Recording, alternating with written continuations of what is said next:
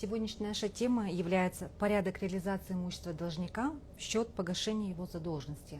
Спикером сегодня выступит у нас руководитель управления по работе с задолженностью Департамента аудита Комитета государственных доходов Арын Кайсар Бахытулы. Сейчас мы предоставим ему слово, он расскажет о своей теме, после мы зададим ему вопросы и можно будет послушать. Здравствуйте. Здравствуйте. Здравствуйте, уважаемые участники, уважаемые зрители.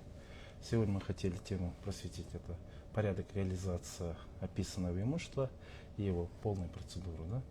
Один из способов обеспечения взыскания по налогу задолженности и по задолженности таможенным платежам это является составление, произведение акта описи имущества. Само понятие оно регламентировано также налоговым кодексом и таможенным кодексом. То есть в случае непогашения налоговой задолженности налоговым органом производится акт описи, то есть те имущества, которые состоящие на балансе у должника или которые имеют как основные средства не являющие регистрацию обязательно. Налоговым органом, налоговым сотрудникам, то есть налогового органа, осуществляется выезд по месту регистрации налогоплательщика. Согласно решению об ограничении распоряжения имуществом запрашивается перечень их основных средств, на основании которого составляет акт описи. Акт описи присутствие самого должностного лица, то есть это первого руководителя или имеющего право на подписание подобного нашего акта описи. То есть в акте описи указывается полная характеристика основного средства, что визуальный осмотр, как она делается, полностью указывается. Об этом первый руководитель, он ознакомливается. Она составляется в 2 экземплярах, где получает наши росписи и печатью заверяется. То есть за утрату, порчи тоже уголовная статья предусмотрена 246. Об этом ответственности берет на себя обязательство руководитель. То есть описанное имущество все равно до реализации оно остается у компании во владении. Мы ограничиваем его только части передачи другому лицу или там изменения срока условия договора, в этой части ограничиваем. А так остается у него, Да, на пользование все равно остается. Об этом первый руководитель будет извещаться согласно акту описи. После случая непогашения составления, она после принятия всех мер, то есть у нас есть меры, способы, можно тоже остановиться, то есть с момента образования задолженности это начисляется пеня по ставке рефинансированного Национального банка, в последующем приостанавливается расходная операция по банковским счетам, приостанавливается расходная операция по кассе, выставляется инкассо распоряжение на банковские счета налогоплательщика, отрабатывается дебиторская задолженность. В случае, если не приводят все эти меры к погашению, тогда как раз к описи мы переходим. После она передается налоговым органам, то есть вносится постановление обращения в взыскание этого имущества. Она передается специализированно. Наш есть уполномоченный орган, который осуществляет реализацию описанного имущества. Это акционерное общество, фонд проблемного кредитования. Она является 100%, там является 100% участие государства, это Министерство финансов Республики Казахстан. Они осуществляют специально открытые торги, где может участвовать каждый, сам должник тоже может участвовать, и другие наши лица, то есть и физические лица, и юридические лица, и индивидуальные предприниматели может участвовать в этом аукционе и может там приобрести имущество. Сайт называется, ранее это Госреестр, сейчас называется И-Казна. Там они могут участвовать. То есть, получается, освещается, и они там видят уже. Там полностью идет. То есть, когда стартовая цена, то есть на каждое имущество составляется акт оценки. Оценка тоже она поручается налогоплательщику. Они могут с этим оценкой может согласиться, не согласиться. А в случае несогласия оценочной стоимости, они могут в порядке Гражданского кодекса, можете его обжаловать как административный документ. Если они согласны с этой стоимостью, тогда у нас как стартовая стоимость, она выставляется на торге, открытый аукцион. Там она выставляется согласно правилам осуществления реализации описанного и залогового имущества. Это 111 приказ министра финансов Республики Казахстан. Там стартовая стоимость, она выставляется минус 35% от оценочной стоимости. Да? Если она 100 тенге, она может сразу выставить как 65 тенге. И она может идти на повышение в случае наличия там, добросовестных покупателей. Да? Но в случае, если аукцион состоится, тогда поступившие средства, она перечисляется фондом в счет погашения задолженности этого должника. Должника, да, получается. А есть какие-то сроки? Ну, сроки именно части реализации, конечно, нет, потому что там сроки правилами оговорены, то есть составляется акт оценки там, в течение 7 рабочих дней, выставляется на торги там, 15 рабочих Да, вот эта дней. вся процедура. Они регламентированы, да, с этим правилом, да. Но также не только в этой части, да, мы выставляем на торги. Есть другой момент, когда налоговым кодексом предусмотрено изменение срока уплаты, да, когда это рассрочка и отсрочка. При изменении есть условия, то есть налогоплательщик, когда получает отсрочку или рассрочку, она предоставляется только за счет обеспечения, то есть она может обеспечена имущественным выражением самого должника или третьего лица, да? Получается, за счет чего-то имущества, Да, да, получается? это под гарантию, можно сказать, да. Также это третье, это под банковской гарантию, да. Может они отсрочат свои платежи, да, или рассрочку получат. Отсрочка она предоставляется на 6 месяцев, там, согласно графику, они может там и разово может оплатить в течение 6 месяцев. Или рассрочку это до 3 лет. Это там предоставляется обязательно имущество. Ну, там тоже делается оценка, это как залог. Это имущество не должен быть другие обременения и другие там, ну, аресты, да, не должно быть. На имущество, да, получается? Да, на имущество. Если вот этот график нарушается, тогда опять, да, в договоре будет указываться, мы бы его опять передаем в фонд, уполномоченный орган, они его реализуют. То есть тогда два варианта, это когда не погашает налоговую задолженность согласно 120 статьи действующего налогового кодекса, да, или согласно 49 статьи тоже налогового кодекса, это в случае изменения срока уплаты мы тоже выставляем на торги. Также это ранее, который я говорил, то есть согласно тоже таможенного кодекса, тоже счет погашения таможенных платежей, та же процедура у нас проводится, да? Да. А вообще вот списки должников, они где-то выносятся или как вот правильно? Список должников? Да. Ну, смотрите, в официальном сайте Комитета государственных доходов те платежки, которые имеют свыше 150 МРП, юридические лица, которые имеют свыше 150 МРП задолженность, которую погашает не более там, 4 месяцев, она размещается в официальном сайте комитета с указанием там, первых лиц этой компании и индивидуальных предпринимателей, которые имеют задолженность свыше 10 МРП. Они на официальном сайте размещаются. А так, кто именно, какие имущества будут реализованы, они, конечно, в этом сайте размещаются в момент проведения этого открытого аукциона. А вообще вот сам должник, он может сам погасить долг с момента продажи имущества? Да, это не возбраняется, конечно, это право. Может, да? То есть до реализации, если, конечно, до реализации она погашается, это решение об ограничении распоряжения имуществом, она все отменяется, она утрачивает одновременно и акт описи, и решение отменяется в случае погашения задолженности.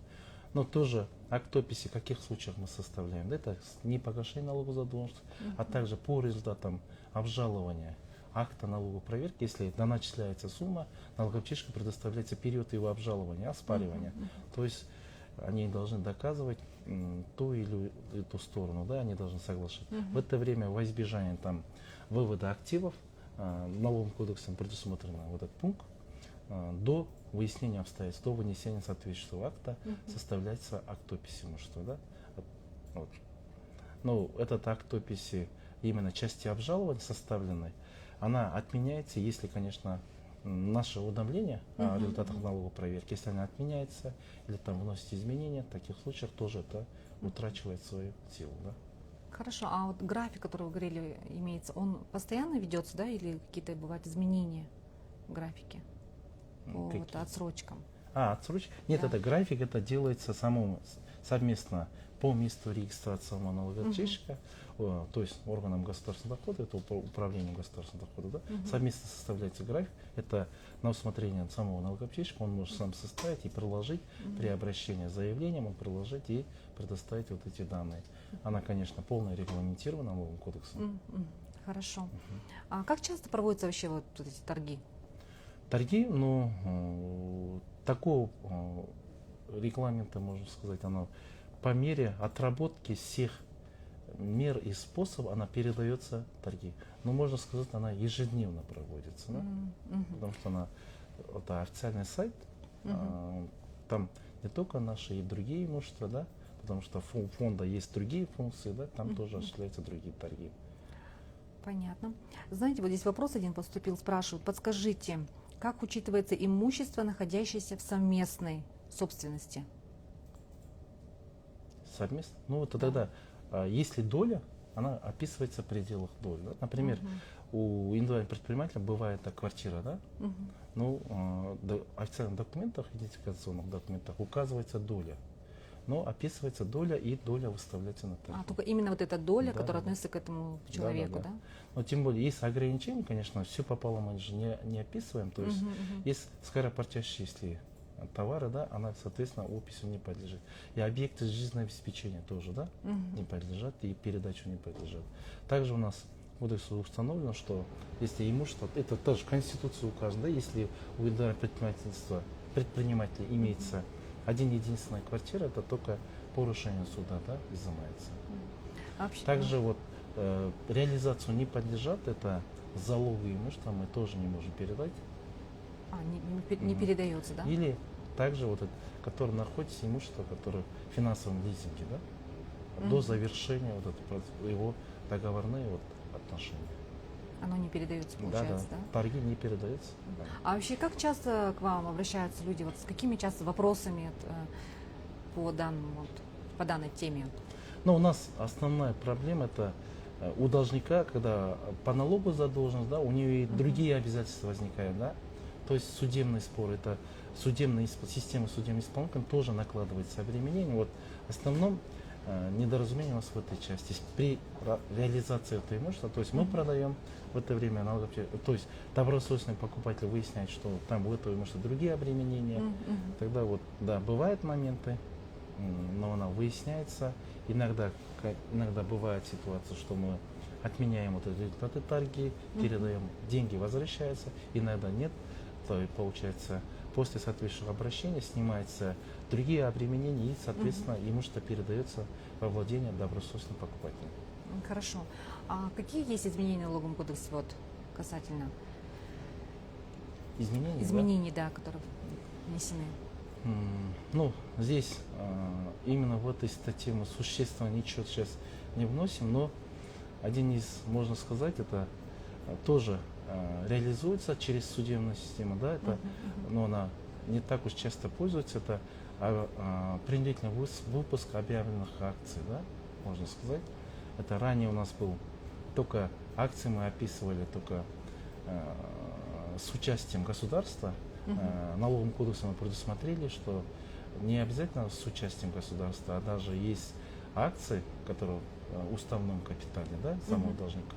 В этой части мы должны внести изменения. А вообще какие этапы проводятся? Вот вы еще раз можете повторить? Этапы? Да. Процедуры Да, реализации? да, процедуре, да, реализации. Ну, можно его, кажется, этапы поделить на 4 этапа. Это первый этап, это получается подготовка, это составление акта описи имущества. Второй этап можно сделать так, это передача его на открытый аукцион. Третий этап это проведение открытого аукциона, то есть определение добросовестного покупателя. Четвертый этап это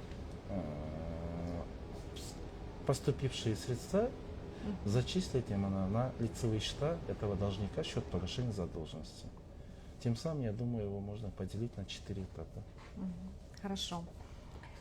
Значит, вот еще такой вопрос есть. Какие ключевые изменения или нововведения в порядке реализации имущества должников введены в 2025 году и как они защищают права должников и кредиторов? Ну, я могу опять повториться, да, но кредитор, ну, Если, конечно, имеет другие обременения, это регулируется уже Гражданским кодексом Республики Казахстан, да? То есть есть этапы погашения, да? Это порядок есть погашения, то есть первый, второй, третий, четвертый очередь. Также есть наш тоже порядок, наша очередь погашения.